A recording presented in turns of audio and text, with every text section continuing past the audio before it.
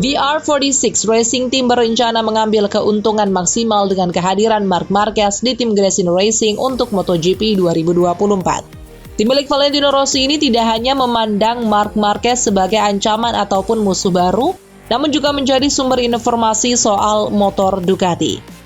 Manajer tim VR46 Pablo Nieto awalnya tidak mengira Marc Marquez akan hijrah ke kubu Ducati bersama tim Gresini Racing. Kini ia mulai sedikit mempersiapkan timnya untuk menghadapi salah satu karakter pembalap paling unik di grid MotoGP ini.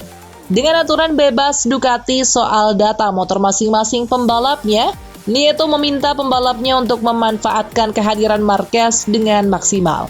Ia yakin data rider 30 tahun itu akan sangat bermanfaat untuk pembalap Ducati lainnya termasuk untuk tim VR46. Apalagi Luca Marini dan Marco Bezzecchi akan memakai motor yang sama persis dengan Marc Marquez musim depan.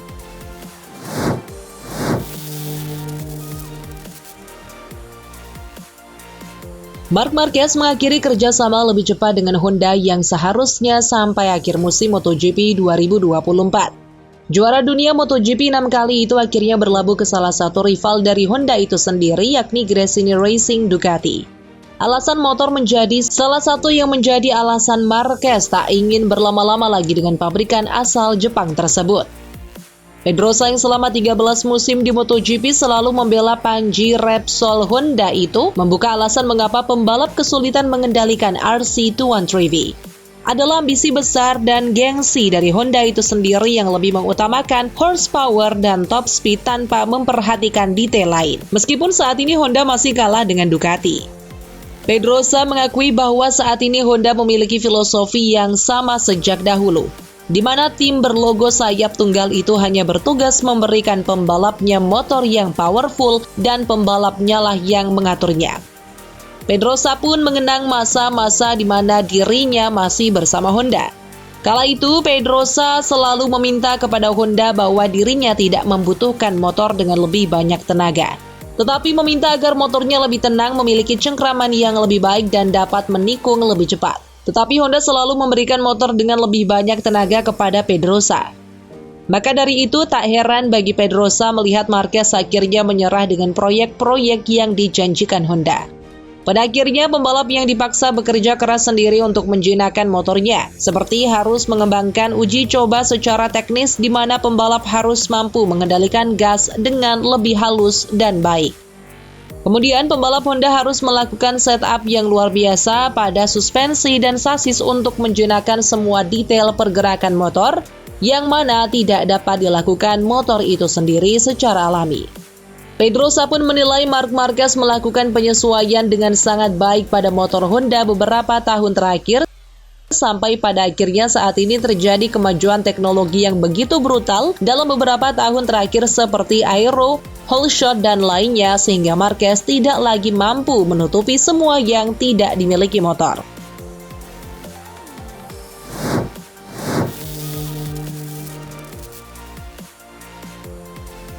Bukannya ingin mengkhianati sang sahabat Pecco Bagnaia, Franco Morbidelli cengar-cengir melihat Jorge Martin menjadi salah satu calon juara MotoGP 2023. Franco Morbidelli semeringah karena melihat rekan setimnya di MotoGP 2024 adalah calon juara dan Pramac Racing yang menjadi tim barunya sedang memimpin kejuaraan. Jadi murid Valentino Rossi ini sangat bahagia karena ia akan bergabung dengan tim paling kompetitif saat ini. Ia tak sabar untuk segera mengendarai motor Ducati dan bisa kembali ke papan atas seperti member VR46 Riders Academy lainnya. Dengan motor Ducati, ia berharap bisa mengobati masa-masa sulit yang dihadapinya bersama tim pabrikan Yamaha selama 2 musim belakangan.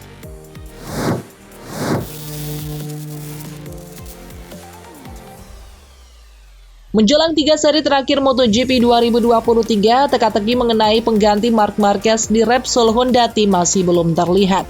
Beberapa kandidat memang sudah muncul meskipun tim pabrikan Honda itu masih belum memberikan kepastian.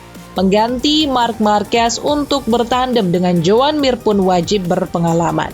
Lantaran Joan Mir sendiri baru setahun menunggangi Honda RC213V. Pembalap berpengalaman yang sempat masuk radar Repsol Honda untuk dibajak dari tim lain adalah Maverick Viñales dan Miguel Oliveira. Hanya saja keduanya ditahan oleh Aprilia agar mengembangkan RSGP lebih jauh dan tidak pindah tim. Adapun kandidat lainnya adalah pembalap-pembalap yang lebih muda, seperti Luca Marini dari Muni VR46 Racing Team dan sempat muncul nama Fermin Aldeguer dari Moto2. Namun yang terdepan kini adalah sosok Fabio Di Giannantonio dari Gresini Racing yang kehilangan tempatnya di MotoGP 2024 gara-gara Marc Marquez masuk.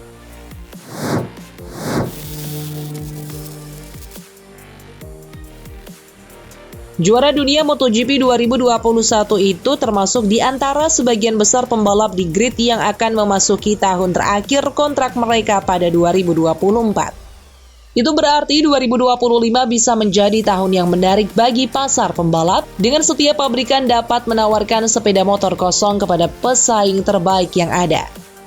Quartararo yang masih menjadi pembalap incaran banyak tim meski sudah setahun berjuang dengan Yamaha akan memiliki opsi untuk mencari motor kompetitif di tempat lain. Direktur tim Yamaha Massimo Meregali ditanya apakah dia khawatir keluarnya Marc Marquez dari Honda dapat berdampak besar di seluruh pedok. Meregali menilai Yamaha harus meyakinkan Quartararo dengan performa motor yang kuat dan bukan dengan aspek tawaran kontrak dengan uang yang lebih banyak, karena Meregali meyakini uang tak akan membuat Quartararo bertahan. Salah satu rencana besar Yamaha untuk kembali ke jalur kemenangan adalah mempersenjatai tim satelit. Tim VR46 asuhan Valentino Rossi tetap menjadi opsi untuk bergabung dengan tim Yamaha. Mereka dikontrak oleh Ducati untuk musim 2024, tetapi telah berbicara dengan pabrikan Jepang tersebut dan Rossi masih bekerja sebagai duta.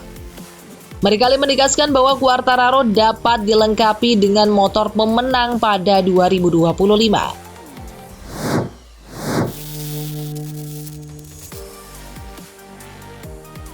Pirelli akan masuk sebagai penyuplai ban untuk Moto2 dan Moto3 di tahun depan menggantikan Dunlop. Keuntungan dari Pirelli untuk masuk ke Moto2 dan Moto3 adalah sudah memiliki jenis ban yang sama seperti kompetisi lainnya. Seperti untuk di Moto2 nanti, Pirelli akan memasok Diablo Superbike yang memang dipakai pada kompetisi World Superbike.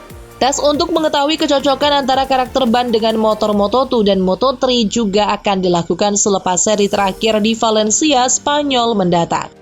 Lalu di saat bersamaan, Pirelli juga sudah menatap lebih jauh untuk mempersiapkan peluang sebagai pemasok ban di kelas MotoGP. Hal ini karena mereka yakin kalau ban di MotoGP itu spesial dan tidak bisa sembarangan, maka akan butuh waktu. Di saat Michelin masih menjadi pemasok tunggal MotoGP sampai 2026, Pirelli punya waktu setidaknya 3 tahun. Pirelli memang mempunyai visi untuk mendominasi semua kancah balap tertinggi. Setelah kini menjadi pemasok ban tunggal untuk F1, World Superbike, dan World Racing, maka MotoGP adalah target berikutnya untuk melengkapi dominasi balap dunia. Tahun depan pun bukan hanya di Moto2 dan Moto3, Pirelli juga gantikan Dunlop untuk ban di Red Bull Rookies Cup dan Asia Talent Cup.